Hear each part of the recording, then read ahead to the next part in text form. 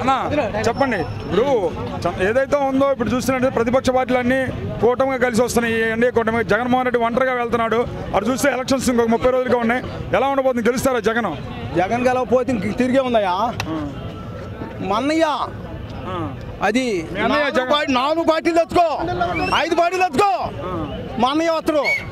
అది మళ్ళీ జగనే. మీ అన్నయ్యను ఓడిస్తాడు పవన్ కళ్యాణ్. వాగులో జగమను అంతే. అది ఇప్పుడు పచ్చి ఆయన అందరికీ తెలుసు, జనందరికీ తెలుసు. మరి ఎందుకు 4 పార్టీలు ఎంకొచ్చుకోవటం? అది ఆ మాట చెప్పు మాకు. మరి మీ అన్నయ్య తొక్కేస్తా పోతాను కానీ ఆయన దొక్కేసుకో, ముందు చూసుకోమను. ఆయన దొక్కేసుకొని చూసుకోమను. అది వాటేసుకోండి. మరి అదేం చెప్పు. మరి మళ్ళీ మొన్న ఏడుతున్నాడు. అది నువ్వే విజులు కొట్టి చదువుతున్నావు మీ అన్నయ్యని. మీ అన్నయ్య కుర్చీ మడత పెడతానన్న నారా లోకేష్. మేము మడత పెడతాం. అది ఆల్రెడీ ఒకసారి మంగళగిరి మర పెట్టాడు.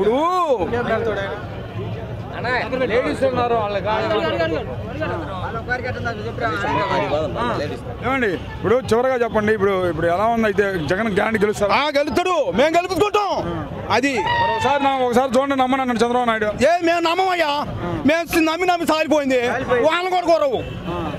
బరగోళ్ళు మేత లేదు. అది బరిగొడ్లు మేత ఈసారి వచ్చింది అంటున్నాడు కదా. వచ్చింది. మేము నమ్మము. అప్పుడు చేసినప్పుడు ఏం చేశాడు? మాకు అన్యాయం చేశాడు మమ్మల్ని. సరే మాట చెప్పుగానే, ఇప్పుడు తెలుగుదేశం పార్టీ ఓట్లు వేయకపోతే ఇళ్లలో ముందు మీ భర్తలకు అన్నం పెట్టద్దు, ఓట్లు వేస్తానంటే పెట్టినట్టయితే ఇంట్లో రాయండి అని మాట్లాడుతున్నారు చంద్రబాబు నాయుడు. ఇప్పుడు ఆయన పెట్టే చూసుకోమని ముందు. అది ఇప్పుడు ఆయన బెల్లం ఉంది, ఆయన పెట్టాక ముందు ఆ మాట తిక్కల మాటలు. అది